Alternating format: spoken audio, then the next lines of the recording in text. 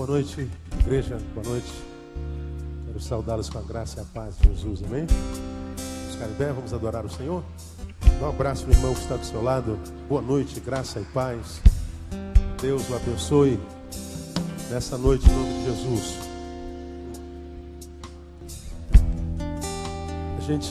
A gente sempre começa com uma gotinha de sabedoria, como a gente denominou. Eu queria levá-los hoje a 1 Coríntios capítulo 1. 1 Coríntios capítulo 1. Abra sua Bíblia lá. Nessa primeira epístola do apóstolo São Paulo, a igreja que estava em Corinto. Capítulo 1. E nesses 10 minutinhos a gente sempre faz um comentáriozinho, um bizuzinho de Deus, para a gente não se enganar muito no caminho. São as dicas para o dia a dia. Eu acho que é pertinente essa palavra. 1 Coríntios, capítulo 1. Você já abriu, amém? Versículo 18. Vê se está escrito assim na sua Bíblia. Porque a palavra da cruz é deveras loucura para os que perecem, mas para nós que somos salvos é o poder de Deus. É isso que está escrito aí, amém ou não? Vamos tentar ler todos juntos, mesmo com as versões diferentes. Vamos lá? Porque a palavra da cruz é deveras loucura para os que perecem, mas para nós que somos salvos é o poder de Deus. Muitas versões, né? Repitam após mim para a gente chegar a um consenso. Porque a palavra da cruz é deveras loucura para os que perecem, mas para nós que somos salvos é o poder de Deus. Amém, amados? Quantos são salvos aqui, tem certeza disso? Glória a Deus. Vamos assentar. Deixa eu tecer um comentário bem breve sobre esse versículo. Para mim, 1 Coríntios capítulo 1 é um dos capítulos mais importantes da Bíblia Sagrada. E um dia a gente fala por quê. Entre as razões está esse versículo e o versículo 12 do capítulo 2. Porque o 1 e o 2 não podem ser lidos separadamente. O capítulo 2, no versículo 12, está escrito assim: ora, nós não temos recebido o Espírito do mundo, mas sim o Espírito que provém de Deus.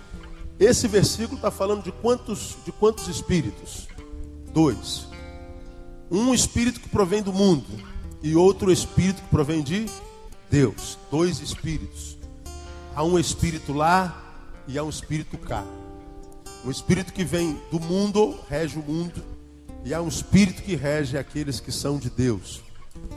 E nesse capítulo 2, versículo 12, Paulo está dizendo que nós temos recebido o espírito que vem de Deus, não do mundo.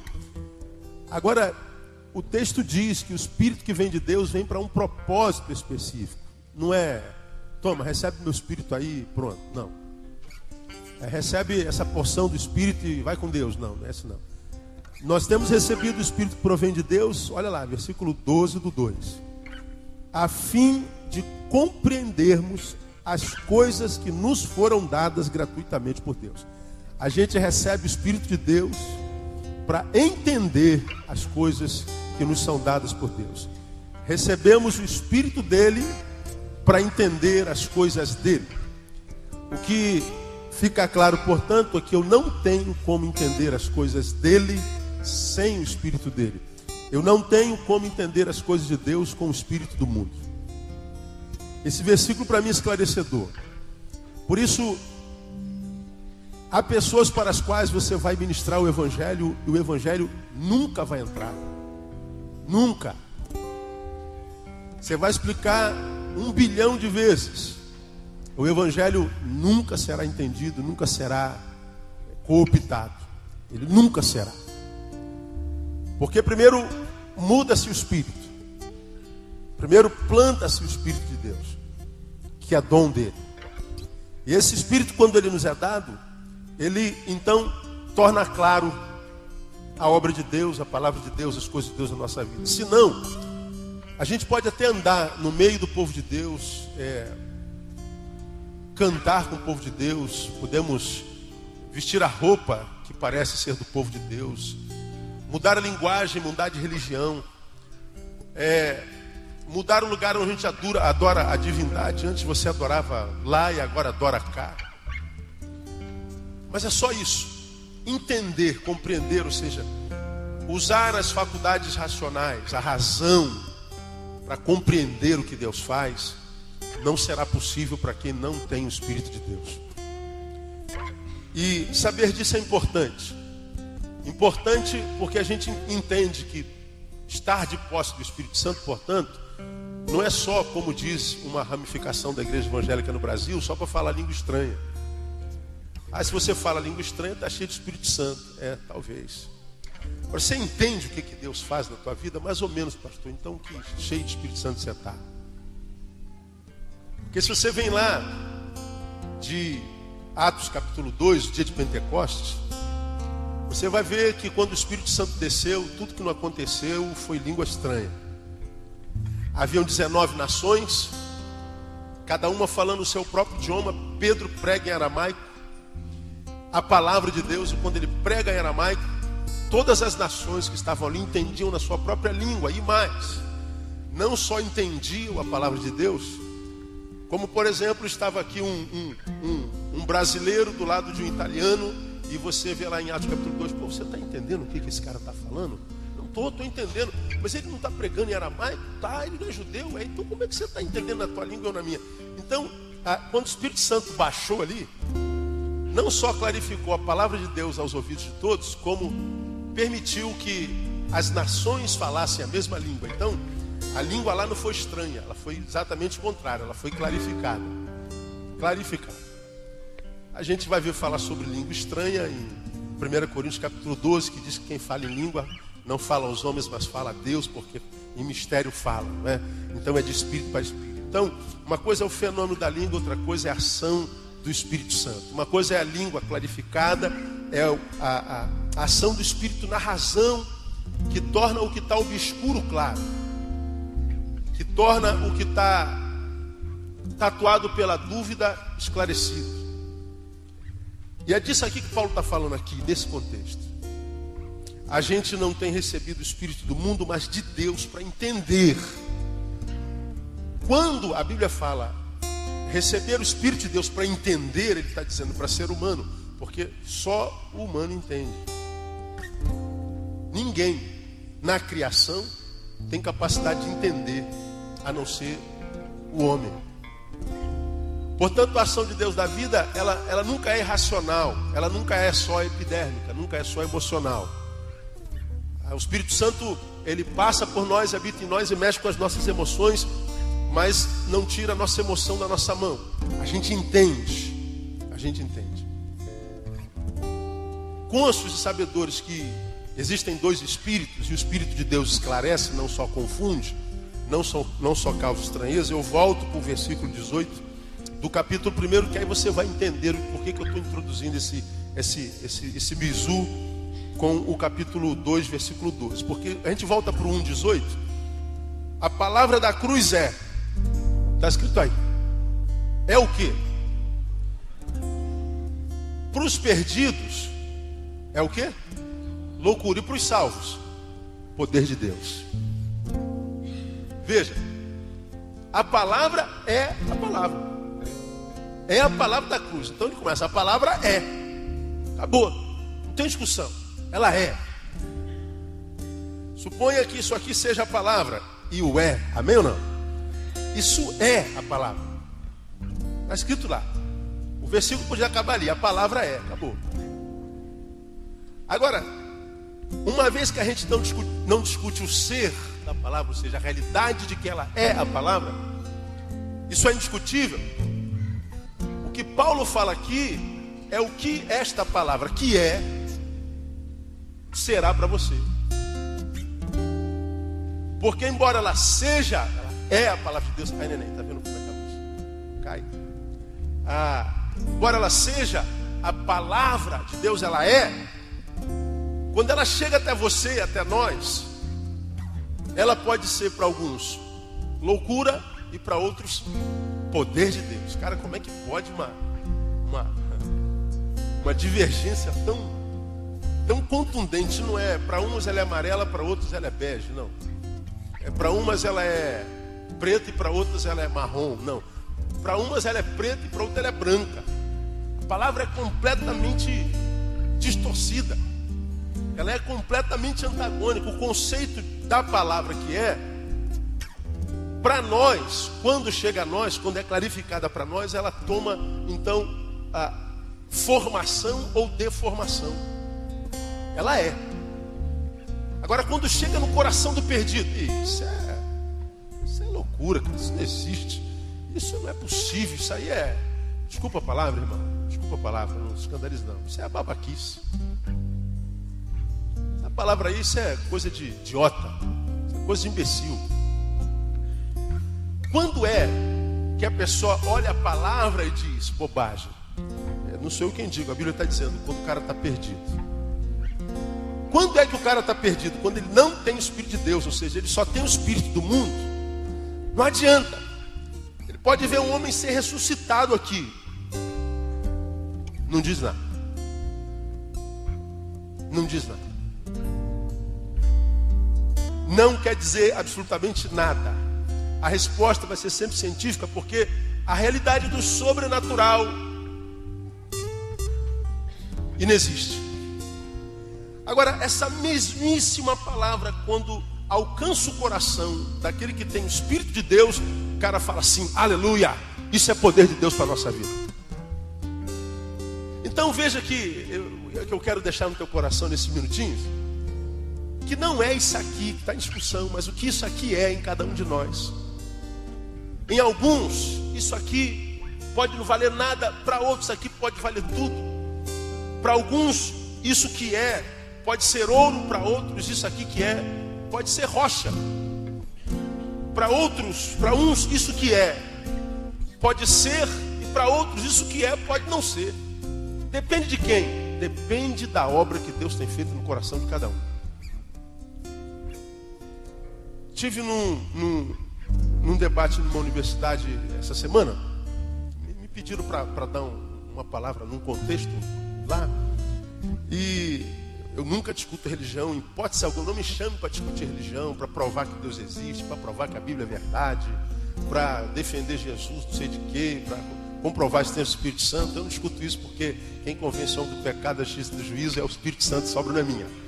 Deus não precisa de advogado, ele sabe se defender sozinho, né? Eu digo sempre, leia a minha vida. Se vê Deus, amém. Se não vê, não adianta, porque não adianta explicar com a boca. A nossa vida é uma carta, como diz Paulo. E lá no debate levanta um universitário e fala assim, ó, não acredito nessa palavra. Eu estou sentado à mesa, não falei absolutamente nada. Eu era o único pastor sentado à mesa, não fui nem como pastor, mas eu estava sentado à mesa e todo mundo sabia que era pastor. Quando apresentaram o meu currículo, eu sou pastor. Não acredito que a Bíblia seja a palavra de Deus. E aí todo mundo olhou para mim, esperando que eu dissesse alguma coisa. Eu fiquei quieto. Falei nada, ninguém falou nada, fiquei quieto. Aí houve um silêncio aí de uns 20 segundos. O pastor vai falar ou não vai? Não é? Fala, pastor, fala alguma coisa. Fiquei quieto. Mais 20 segundos de silêncio. Pastor, o senhor não ouviu não? Ouvi. Eu continuei em silêncio. E todo mundo já desesperado, pelo amor de Deus, fala alguma coisa. Eu falei, vocês estão esperando que eu fale alguma coisa? Pastor, ele falou que a palavra de Deus não é palavra. O que eu tenho a ver com isso? E eu com isso? Mas o senhor não vai dizer nada? Eu falei, não. O fato dele não crer não faz disso uma mentira. Como o fato de eu crer não faz disso uma verdade. A palavra independente da minha fé, independente da sua incredulidade. O problema é de cada um.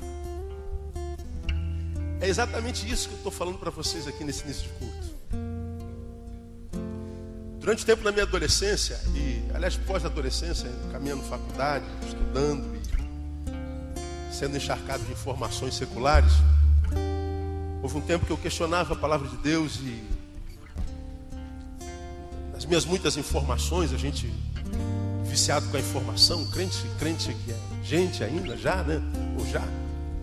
E questionar o que está aqui desde a eternidade faz um bem para o nosso ego tremendo. Mas houve um tempo, já saindo da adolescente, rompendo os 23, da adolescência, me lembro Deus falando comigo claramente. O fato de você não crer nele não anula a verdade do que já é. O fato de você não permitir que a minha palavra gere vida no teu coração não anula a verdade, a realidade dessa mesma palavra vir gerando vida na vida de milhares de pessoas de geração em geração. O fato de no teu coração não haver mais lugar para a obra do Espírito não anula a realidade do que você já me viu fazendo na vida de teu pai, da tua mãe, dos teus irmãos, dos teus amigos, dos teus avós, de tanta gente com quem você se relaciona. Não crer é uma opção. Desde aquela noite, eu aprendi, irmão, que seja eu crente, seja eu ateu, seja eu simpático ao Evangelho, seja eu o inimigo dele, seja eu um admirador da palavra de Deus, seja eu um inimigo declarado e factível, eu labuto contra isso. Independente do que eu seja, creia, faça ou planeje ser, não muda a realidade do que a palavra é. Lembra, você que está aqui, que não tem fé, mas que, imagino, tenha cérebro. O fato de você não ter fé não desfaz a obra que Deus vem fazendo ao longo dos anos na vida das pessoas que têm fé.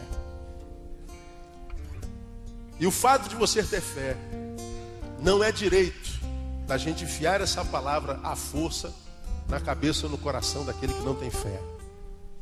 Porque fé não entra pela goela, fé não entra na marra, não é por força nem por violência, diz a palavra, mas pelo meu espírito. Porque se o sujeito não tiver o Espírito de Deus, não vai entender a obra do Espírito de Deus, nem a palavra de Deus. A mesma palavra que para um é poder de Deus, não é poder humano, é poder de Deus, para o outro é idiotice, é loucura. O problema está na palavra? Não, o problema está em quem ouve. O problema está no receptáculo. O problema está no missivista, aquele para quem a palavra se dirige. De modo que quem diz que a palavra de Deus é poder de Deus, está certo. É poder de Deus. Quem acredita que a palavra é poder de Deus? Diga, eu creio, pastor. Você está certo. Mas quem acredita que a palavra de Deus é loucura, também está certo. Eu vou perguntar se você está aqui, porque você é minoria, então pode. Você está coberto de razão. A palavra de Deus é uma idiotice. A palavra de Deus é uma... É isso aí mesmo. A palavra de Deus é loucura. Você está certo.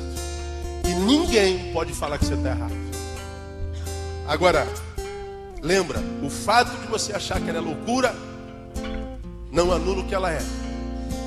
E nem o fato de você achar que ela é poder de Deus testifica o que ela é. Porque quem é, não precisa de testificação. Não precisa, você chega para mim e fala assim, Neil, você não é o Neil. Você pode, cada um de vocês pode levantar, você não é o Neil. Pode falar quantas vezes quiser. Não anula o Neil que eu sou. Eu sou Neil. Lamentavelmente para alguns, graças a Deus para outros. Agora, o fato de você chegar e falar, você é o Neil, não aumenta o Neil que eu sou em mim. Eu continuo mesmo Neil. Aquilo que é, não precisa de autenticação. Então, meu irmão, guarda isso no teu coração. Eu aprendi muito lá naquele debate essa semana.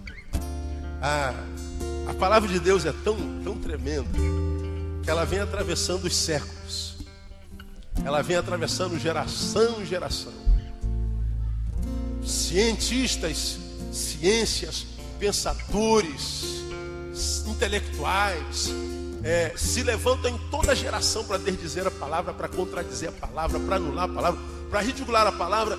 Os intelectuais vão passando, os livros que eles escrevem vão passando, as teorias deles vão passando, as loucuras vão passando, e a palavra continua salvando vida ao longo dos séculos. Porque essa palavra, que não é para alguns, nela está escrito: passarão os céus e a terra, mas a minha palavra permanece para sempre. Então, a palavra de Deus é poder de Deus. Então, amado, guarda essa palavra no teu coração. Ela é vida no tempo da incredulidade, no tempo da apostasia. Nós estamos entrando num tempo de apostasia. Muitos crentes se tornarão incrédulos. Por se multiplicar a iniquidade, o amor de muitos esfriará. Nós estamos entrando num tempo de apostasia. Muitos se converterão ao ateísmo, muitos perderão a fé, muitos serão amarrados pelo espírito desse século presente, como diz Paulo. Mas quem tem entendimento, entenda: crer nisso aqui não é só pela fé, é questão de volição, de vontade. Eu decidi crer, eu quero crer, eu preferi crer, eu creio. E a fé é o que move Deus na nossa direção. E sem fé é impossível agradar a Deus. Guarda no teu coração essa palavra, porque ela é vida para os que creem e é poder de Deus para aqueles que são salvos. Então, se você crê assim, a Bíblia diz, portanto, você tem uma probabilidade enorme de ser uma pessoa salva, né? Porque para os salvos, ela é poder de Deus. Se você não crê, existe uma probabilidade enorme de você ser perdido. Todavia, a gente não quer afirmar nada nem para o lado B, nem para o lado A. Eu decidi crer, porque passarão os céus e a terra, mas a minha palavra permanece para sempre. Que essa palavra abençoe teu coração e a tua alma e a tua vida no nome de Jesus. Vamos aplaudir a Ele, vamos adorar o seu nome.